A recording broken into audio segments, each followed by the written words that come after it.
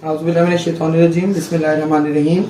Assalamu alaikum dear students. As you all know that yesterday I had completed the video about Hz Uthman Anhu's Khilafat, and we have covered certain things in that, military campaigns and administration of Hz Uthman, right? Here we will inshallah cover, because these topics, we will cover only those topics which are the part of the examination. The topics which I am not covering and which are given in your book or which are given in your other notes, do not go for them, because you do not put yourself into the difficulties, right? So we are covering here fitna introduced because as I told you, 6 to 7 years of Hz Uthman's caliphate was the replica of Hz Umar's caliphate. So it was all smooth. But after 6 to 7 years, as Hz Uthman was getting old also, plus the things were not in his favor, as Hz Uthman was also, and other people like in the Khilafat of Hz Uthman who were on the big designation, somehow they were like relaxed because things were all smooth. So they were thinking that now there is no issue and they are not supposed to face any other like big challenge. So in this time, one of the Jew who came from Yemen, and originally he was from Khyber. I hope you remember the Khyber expedition when Muslims agreed to take jizya and they gave the relaxation to live peacefully in Khyber. So, but Jews were keeping the grudges against the Muslims in their heart. Now they use these grudges in the time of Hz Uthman. They did not get the chance in the Khilafat of Hz Abu Bakr because of the firm policies of Hz Abu Bakr, same as they couldn't get the chance to be mingled up with the Muslims in the Khilafat of Hz Umar, as Hz Umar was very strict and he was very firm about his policies. But as they saw that Hz Uthman is lenient, and they took Hz Uthman's leniency and his softness and like his modest nature as the weak personality. So they tried to now be mingled up with the Muslims in Islamic society. So the fitna introduced by Abdullah bin Saba, he was the Yemenite Jew and originally from Khyber. He could not find their place there were 4 garrison cities: Kufa, Basra, Egypt, and the last one was Syria. In Syria, Hz Amir Muawiyah was the governor, so he was very firm in his policies. Therefore, he could not get the chance to get into Kufa, Basra, and Syria. Even though he tried, but he could not.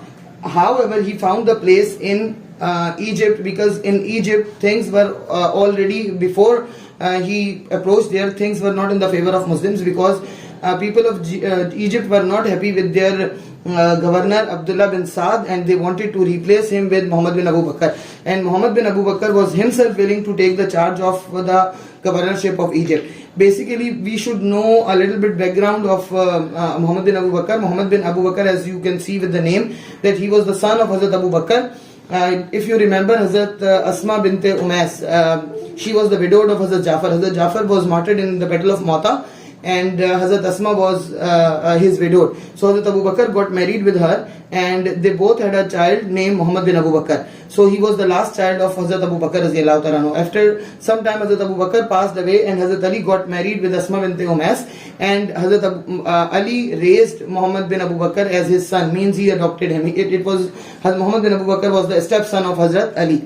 So if you would see the legacy of Muhammad bin Abu Bakr, his fame and his legacy was famous amongst the people, because he was the real son, biological son of Hazrat Abu Bakr, and he was raised by Hazrat Ali. So somehow people were under the influence of the personality of Muhammad bin Abu Bakr. So people were in the favor of Muhammad bin Abu Bakr, but Hz Uthman, due to his own reasons, Hz Uthman did not accept him as a governor, and he appointed Abdullah bin Saba as his governor. So people were not happy. Now what if you would see that when Abdullah bin Saba entered into Egypt, already people were somehow not happy with the policies of their governor, and they were not happy with Hz Uthman, because Hz Uthman was not ready to change the governor. So he started provoking the people towards certain things which were not really existed, but he wanted to manipulate the people. So he raised this question, he raised these points into the mind of the people, that Hz Uthman, he put some charges against Hz Uthman. The first charge was nepotism. All other charges are revolving around the nepotism. In nepotism, people said that he appointed inefficient relatives as governors. For example, Hz Amir Muawiyah, he was the governor of Syria. However, Hz Amir Muawiyah was not appointed by Hz Uthman, he was appointed by Hz Umar in his Khilafat. So this charge was useless against Hz Uthman. Secondly, Hz Abdullah bin Saad, the foster brother of Hz Amir Muawiyah, was also the cousin. Hz Abdullah bin Saad was the foster brother of Hz Uthman, and he was the governor of Egypt. And he was also not appointed by Hz Uthman. He was also appointed by Hz Umar before. Walid bin Uqba, he was the step brother of Hz Uthman, and he was the governor of Syria, governor of Kufa, and he replaced Saad bin Abi Waqqas. That created unrest among the people, because Saad bin Abi Waqqas had his own legacy, and he was amongst the 10 blessed companions, Ashra Mubashara. So people were somehow feeling unrest about the replacement of Saad bin Abi Waqqas. However, Hz Uthman had his own reasons, because Saad bin Abi Waqqas was unable to handle the situation. That is why he replaced Hz Saad bin Abi Waqqas. And Abdullah bin Saad, like another governor was, he was changed. Another governor, Abdullah bin Amir, a cousin of Hz Uthman, Basra. He was the governor of Basra, and he replaced Abu Musa Ashari. That was also a very big question, because Abu Musa Ashari was one of the closest companion of the Prophet ﷺ, and people had somehow trust on him. But Hz Uthman had his own reasons to change him. However, people were still have some sort of unrest in Basra about the replacement of Abu Musa Ashari. Now, another charge against him was weak personality. People mixed his leniency and his soft-heartedness with the weak personality. And one more thing, that they considered that the ring, Prophet ﷺ had a ring which was given to Hz Abu Bakr in his Khilafat, and after Hz Abu Bakr it was given to Hz Umar in his Khilafat, and now it was given to Hz Uthman during his Khilafat, but it was misplaced. And people mixed that point to his weak personality also, that somehow he had lost the ring of Prophet ﷺ, which was something very important. And the mystery of ring was still was that time even unsolved, and still it is unsolved. Where it has gone and who took that and how it was lost, there is no clue for that. Then another charge against him was spent lavishly from the Baitul Mal on his relatives. Like, it was not on his relatives. Ummayyads were already very rich, and Hz Uthman was spending the money, as we had done in the administration, that on the betterment of the people. He was building the rest houses and the guest houses and the stables for the horses, and these things he was bringing drinking water to the Makkah, Medina and other cities also. So he was spending for the betterment, for the welfare of the people, not on his own like relatives. Then another charge against him was he had allowed his uncle Hakam bin Alas to come back to Medina after a lapse of 17 years. Means Hakam bin Alas was one of the, if you remember Hz Uthman's early time, he was the one who was torturing Hz Uthman, wrapping him in the carpet. So he was the one who had grudges against the Prophet ﷺ. And he was a sort of person who used to tease his neighbors and all. Prophet ﷺ did not have any problem if somebody was keeping grudges against him, but when he started teasing his neighbors and he annoying people around him, Prophet ﷺ exiled him from Medina. And then in the last years of the Prophet ﷺ, when Hz Uthman, he was insisting Hz Uthman to call him back, so Hakam bin Alas, so Hz Uthman asked from Prophet ﷺ that can he call Hakam bin Alas back. Prophet ﷺ made a promise with Hz Uthman that he will think about it, but he did not gave words to him. However, Hz Abu Bakr, Hz Umar and all other companions did not know about it. When Hz Uthman became a caliph and Prophet ﷺ passed away, so matter was still unsolved. So when Hz Uthman became a caliph, he called him back. People charged him that he called Hakam bin Alas back when he was exiled by the Prophet ﷺ. Then another charge against him was he had given 1/5 of the spoils of war to his cousin Marwan, and distributed the rest to his relatives after the conquest of North Africa and Tunisia. Even though Marwan bin Hakam fought bravely, and it was even the policy of Hz Umar, when some of the governors or some of the commander-in-chief were fighting bravely, Hz Umar even used to give them the big amount of the spoils of war. But however, people now were against Hz Uthman, so they were feeling everything against Hz Uthman. So another was zakat was not imposed on camels and horses, but Hz Uthman included them in the list, because that time horses and camels were the war animals and they were less in numbers. Now with the expansion of the Islamic Empire, people were rich and they were having a lot of more than their need. They were having the more camels and horses more than they need. So Hz Uthman imposed zakat on that also. Now another charge against Hz Uthman was the Prophet ﷺ had reserved a pasture ground at Naqiya for the grazing of state horses and camels. Hz Umar had added 2 more in that. Now what in Hz Uthman's time, increase in number of state horses and camel necessities and the opening of new pasture grounds, and he set up a number of them.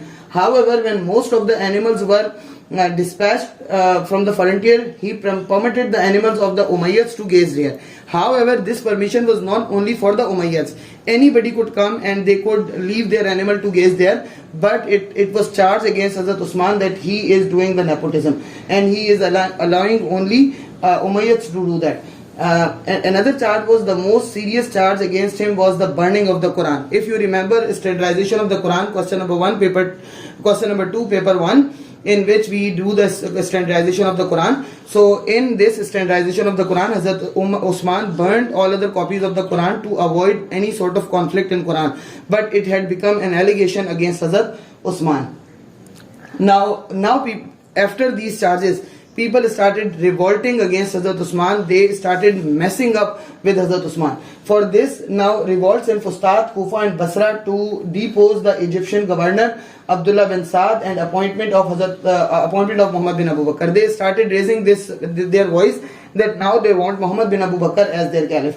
After a lot of reluctance, their demand was accepted by the Caliph because they gathered around Medina, in the suburbs of Medina. They sat over there. The letter was Hazrat Usman, Hazrat Ali became an arbitrator and they wrote a letter, and the letter was dispatched with the orders to Abdullah bin Saad, but was intercepted on the way by another messenger, an African slave. Actually, the letter was forged. What happened that Hazrat Usman wrote a letter and he gave it to and he put his stamp on the letter and he gave it to Muhammad bin Abu Bakr and asked him to hand over that letter to Abdullah bin Saba. He would be stepping down and he would be giving charge to Muhammad bin Abu Bakr as the governor. But what happened when Abdullah bin Saba saw this situation, the Sabaites, his followers saw this situation, they wanted to mess up. So they thought that situation is settling down, so they appointed they actually bought the African slave of Hazrat Usman. They bribed him and they wrote another letter and they gave him the letter and asked him to pass through the camps of Muhammad bin Abu Bakr and his followers. When African slave was passing through, Muhammad bin Abu Bakr and other people saw him going. When they saw him, they caught him and they asked him that what he is taking. When they checked their clothes, they found another letter, and on that letter the stamp of Hazrat Usman was there, in which it was written that when you will get this letter, it was written to Abdullah bin Saad that when you will get this letter, you should kill Muhammad bin Abu Bakr and arrest all other followers. When Muhammad bin Abu Bakr saw this, he was so angry and he was so furious. He got back with his followers, and at the first place, first time it happened that he entered into the house of Hazrat Usman. He dragged Hazrat Usman from his beard, and with the tears in his eyes, Hazrat Usman told him that, "O Muhammad bin Abu Bakr, if Abu Bakr would be alive, would you be able to do this?" But somehow he pacified and he embarrassed and he asked about the letter. Hazrat Usman gave him the justification that he did not write any letter like this. So he pacified and he left. When he left, now what happened that Hazrat Talha, Hazrat Zubair, they all were pacifying the followers and they wanted them to leave Medina peacefully, even though Hazrat Talha, Hazrat Zubair, Hazrat Ali persuaded Hazrat Usman to raise an army against these rebels. But Hazrat Usman was determined that he will not let the bloodshed of the people because of his sake. He said that people are having the problem with me, so I am not going to do the bloodshed in the city of the Prophet ﷺ only for the sake of me. And then they started asking Hazrat Usman to resign from the post, but Hazrat Usman said that he reminded the people the words of the Prophet ﷺ that Allah will make you wear a shirt, a piece of cloth. People would demand you to take it off, but do not take it off. So he reminded the people that this shirt means this khilafat is given to me by Allah and I am not going to take it off on the demand of the people, whether they would kill me. So Hazrat Usman was determined. At the first place, they started doing multiple things. Hazrat Ali appointed his sons Hazrat Hassan and Hussein on the door of Hazrat Usman to take care of him, to guard him. Hazrat Talha appointed his son Muhammad bin Talha to guard Hazrat Usman. Hz Zubair appointed his son Abdullah bin Zubair to guard Hz Uthman, and at the first place they stopped the water and the food from the house of Hz Uthman, and they did not let anybody enter into the house of Hz Uthman with food and water. Hz Habiba, who was cousin of Hz Uthman and she was the wife of the Prophet ﷺ, sometimes hiddenly, secretly, she was making the food reach to Hz Uthman's house, same as Hz Ali was doing it. Hz Ali was persistent and he was asking Hz Uthman to raise an army, but Hz Uthman was not ready. Same as Hz Amir Muawiyah from Syria, he sent a letter to Hz Uthman that he is coming with an army and he is protecting Hz Uthman, but Hz Uthman refused to take the help. However, the rumors spread that Hz Amir Muawiyah is coming towards Medina with an army to protect Hz Uthman. So rebels who were sitting around and the followers of Abdullah bin Saba, means Sabaites, they all planned that before Amir Muawiyah's army reached to Medina, we should take the final decision. So now the food and the water was stopped from the house of Hz Uthman. Hz Uthman was not allowed to reach to Masjid al-Nabawi to give the azan or to imam, because he was a caliph, he was imam, but he was unable to lead the prayers also. He was even unable to offer the prayer in Masjid al-Nabawi. So Hz Uthman said this, the well which I bought, Beir Roma, it was bought by Hz Uthman when Muslims migrated to Medina. And now the water from the same well, Hz Uthman could not drink water from that well, which he bought for the Muslims in the early years of Muslims, when nobody was able to drink the water from that well, and it was under the custodies of Jew. And the Masjid al-Nabawi, which was extended by Hz Uthman himself, now he was unable to offer the prayer inside of Masjid al-Nabawi. However, Hz Uthman was keeping patience and he was inside his house, but rebels did not spare him and they entered into the house of Hz Uthman from the backside. When they entered into the house of Hz Uthman, before that, Hz Uthman saw a dream, and he narrated the dream to Hz Naila, his wife. In that dream, he said to Hz Naila that he was fasting. Hz Uthman was fasting that time, that was the day of Jummah. Hz Uthman said that today I saw a dream in which I saw that Prophet ﷺ and Hz Abu Bakr and Hz Umar, they are opening their arms and they are ready to welcome me, and they are saying that to Uthman, today you will open the fast with us. So Hz Naila was upset because she knew that they all are passed away. It means that Hz Uthman is going to pass away. But Hz Uthman was happy. However, rebels entered into the house of Hz Uthman. They broke down into the house of Hz Uthman and they attacked on him when he was in the condition of fasting. The Jummah sermon was being delivered in the masjid. People were ready for the Jummah prayer, and Hz Uthman was fasting. He was reciting the verses from Surah Al-Baqarah, verse number 137, in which Allah was saying that Allah will definitely enough for them, and Allah is sufficient for them. He would suffice them. In these verses he was reciting, and they attacked on Hz Uthman, and the blood of Hz Uthman was all on the Quran, on the pages of Quran, and that was the first copy of Quran which was standardized by Hz Uthman himself in his Khilafat. So he was reciting from that. When his wife Hz Naila came to protect him, they chopped the fingers of Hz Naila, and they killed Hz Uthman in a most brutal way, and they left the house of Hz Uthman. When Hz Uthman passed away, when all the people gathered around, the rebels stood and they said that we will not let Hz Uthman be buried in Jannatul Baqi. That time Hz Habiba, the wife of the Prophet ﷺ and the cousin of Hz Uthman, she stood for the right of Hz Uthman, and she said that I will not allow anyone to stop me to bury Hz Uthman in Jannatul Baqi. He will be buried in Jannatul Baqi with his friends Abu Bakr, Umar and Prophet Muhammad sallallahu alaihi wasallam. So she took the stand and Hz Uthman was buried in Jannatul Baqi. However, that was the first fitna for Islam, and after this Islam could not be united, and till the day Islam is distributed into multiple parts. That was the Khilafat of Hz Uthman. I hope you understood.